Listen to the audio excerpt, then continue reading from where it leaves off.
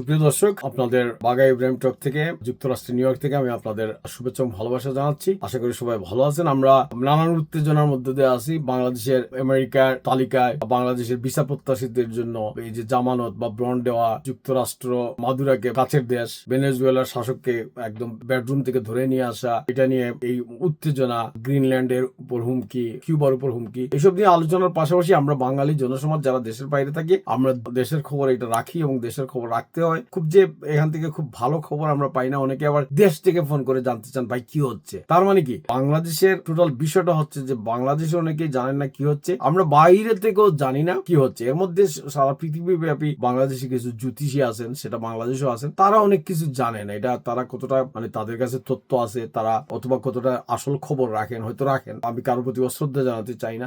তারা যেভাবে নিয়মিত বিভিন্ন সংলাপ জুড়ে দেন, আমরা তো সেভাবে বলার সুযোগ নাই, যোগ্যতাও নাই। কেউ যদি আমাদের রাষ্ট্রীয় গোপন বিষয় বলে আমাকে, আমি সেটা বলতে পারবো না, এবং সেটা বলার উপর একটা আপনার পেশাদারিত্বেরও একটা বিষয় আছে। যাই হোক, এইসব বিষয় আমরা জানি না। আমরা আজকেও নির্বাচনের আর কয়েকদিন বাকি, মানে 1 মাস, ফেব্রুয়ারির 12 তারিখ নির্বাচন হবে। সেই নির্বাচন হবে কিনা আদৌ, বা নির্বাচন শেষ মুহূর্তে বাতিল হয়ে যেতে পারে কিনা, এটা নিয়ে আজকেও কেউ না কেউ দেশ থেকে ফোন করে জানতে চেয়েছেন। বিদেশিরা সব, কেউ লন্ডন থেকে ফোন করেন, কেউ মধ্যপ্রাচ্য থেকে। আমাদের আজকাল টেলিফোন করা সহজ, যোগাযোগ করা সহজ, তো সবাই জানতে চান। তার মানে এই যে ধোঁয়াশা, হ্যাঁ, বাংলাদেশের খবর যে কুয়াশা ঢাকা বাংলাদেশে প্লেন পর্যন্ত নামতে পারতেছে না, কিন্তু এই কুয়াশা ঢাকা বাংলাদেশের রাজনীতি সম্বন্ধে যে কে যে ভালো করে বলতে পারবে, ভালো ল্যান্ডিং এর, এটা আমি জানি না। এবং আমেরিকার রাজনীতি নিয়ে আমরা হয়তো কথা বলতে পারবো, এই ডোনাল্ড ট্রাম্প হামলা করতেছেন, ডোনাল্ড ট্রাম্প যা বলতেছেন তা হচ্ছে, অথবা যা তা হবে, একটা অনুমানযোগ্য। কিন্তু বাংলাদেশের রাজনীতি কোনো অনুমানই নাই। এখন বাংলাদেশ একটা যুগ সন্ধিক্ষণে দাঁড়িয়েছে, একটা ভেঙ্গে পড়া বাস্তবতার মধ্যে বাংলাদেশে আমরা পথ খুঁজে বেড়াচ্ছি। এত বিভাজন, মত পার্থক্য আর পথের জটিল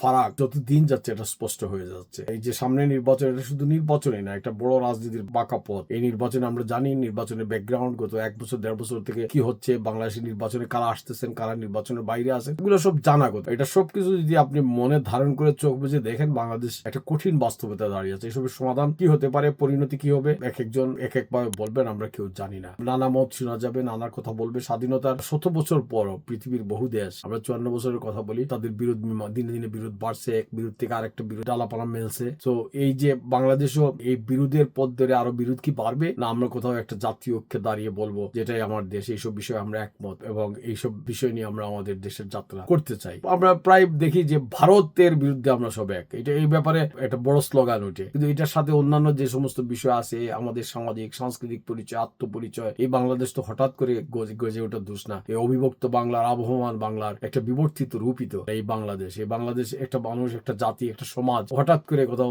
সাগরের চরের মতো, সেন্ট মার্টিন দ্বীপের মতো এই বাংলা ভূখণ্ড তো জেগে ওঠে নাই। হ্যাঁ, মানুষজন পরিবর্তন হয় নানান প্রভাবের কারণে, এই পরিবর্তন যে কোনো ভূখণ্ডে হয়। আজকের মানুষজন শিক্ষা, সংস্কৃতি, আন্তঃযোগাযোগ সারা পৃথিবীতে আরো বেশি। সেই যোগাযোগের মাধ্যমে বাংলাদেশ কোন জায়গায় দাঁড়িয়ে আছে, বাংলাদেশের উপর কাদের প্রভাব বেশি, বাংলাদেশের নতুন যুব সমাজ বা নতুন প্রজন্ম, এই বাংলাদেশে আমরা যারা মুক্তিযুদ্ধের বাংলাদেশ, আমরা যারা দেশ স্বাধীনের সাথে দেশের সমবয়সী, এই দেশের সাথে বড় হয়ে আজকে এই পর্যন্ত আছে, আমাদের যেমন ব্যর্থতার তো কোনো শেষ নাই। আমরা তো সফলতা হচ্ছে যে আমরা একটা স্বাধীন দেশের পতাকা বহন করি, আমরা স্বাধীন দেশের পতাকা সেলিউট করেছি, আমরা একটা যুদ্ধ বিধ্বস্ত দেশে বেঁচে থেকেছি। একটা কাঠামো, একটা ভঙ্গুর একটা দেশ যুদ্ধ বিধ্বস্ত হলে কেমন হয় আজকে অনেকেই অনুমান করবেন। আজকে অনেকেই সিরিয়া, আফগানিস্তান এগুলো দেখে অনেকেই কান্না করেন, কিন্তু বাংলাদেশের যুদ্ধ বিধ্বস্ত বাস্তবতায় আমরা বড় হয়েছি। আমরা আমাদের কৈশোর যৌবনের প্রথম তখন, সেই সময়ে দেশের কি অবস্থা, এই দুরবস্থার মধ্যে একটা ভঙ্গুর দেশ থেকে আজকের অবস্থায় আসা, এটাও আমাদের প্রজন্মের একটা অ্যাচিভমেন্ট। হ্যাঁ, আরো অনেক কিছু করা যেত,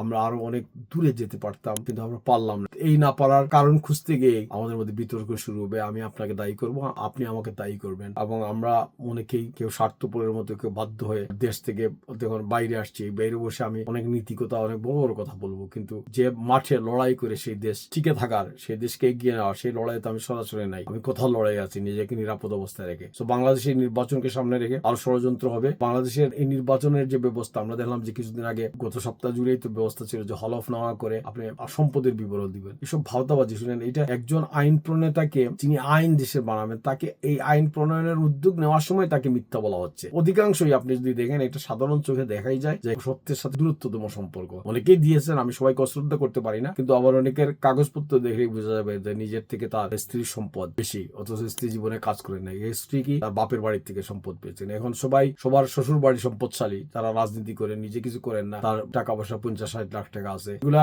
আজগুবি গল্প, এইসব আমাদের আর প্রিয়, মানে নির্বাচন কিভাবে হবে, নির্বাচনী বিধিমালা কি, এইটাই আমরা ঠিক করতে পারি না। তারপরে আমরা নির্বাচন নিয়ে কান্নাকাটি করবো। আসছে প্রবাসী ভোটার বা দ্বৈত নাগরিকত্ব। আমাদের বাংলাদেশের বহু মানুষ দেশের বাইরে, এখন এই দেশের বাইরে মানুষজন কি ভোট দিবেন, তো ভোট দিতে পারবেন বলে এটাকে আরপিও সংশোধন করা হয়েছে, হলে এটা কি সংবিধান সম্মত? আমাদের যে আগের সংবিধান, যেটা আমার জানা সংবিধান, সেখানে তো প্রবাসীদের ভোট দেওয়ারও ব্যাপারটা ছিল না। তো এটাকে যদি আইনসম্মত করা হয় তাহলে প্রবাসী ভোট দিতে পারবেন, কিন্তু তিনি এই প্রবাসী যদি অন্য দেশের নাগরিকত্ব গ্রহণ করেন, আমাদের সংবিধানের বিরাজিত যে বাস্তবতা ছিল, সেখানে তো তাকে দেশে নির্বাচনের যোগ দেওয়ার কোনো সুযোগ নাই। আপনি আরেক দেশের নাগরিক হয়ে এক দেশের যদি আইন প্রণয়ন করেন, দেশ রাষ্ট্র পরিচালনা যান, সেটা আইন থাকতে হবে। এই আইন কি স্পষ্ট? এখন আমরা অনেকেই যে যুক্তরাষ্ট্রের নাগরিক, এই যুক্তরাষ্ট্রের নাগরিক কি স্বাধীন বাংলাদেশের আগে, বা যুক্তরাজ্যের নাগরিক, লন্ডন আমেরিকা থেকে গিয়ে অনেকেই মন্ত্রী হয়েছেন আমরা জানি, এবং বললেন আমি পাসপোর্ট জমা দিয়েছি। বাইরে পাসপোর্ট জমা দিয়ে যে আমি আমার পাসপোর্ট অফিসে গিয়ে জমা দিলাম, এটা নাগরিকত্ব প্রত্যাহারের কোন সনদ না। নাগরিকত্ব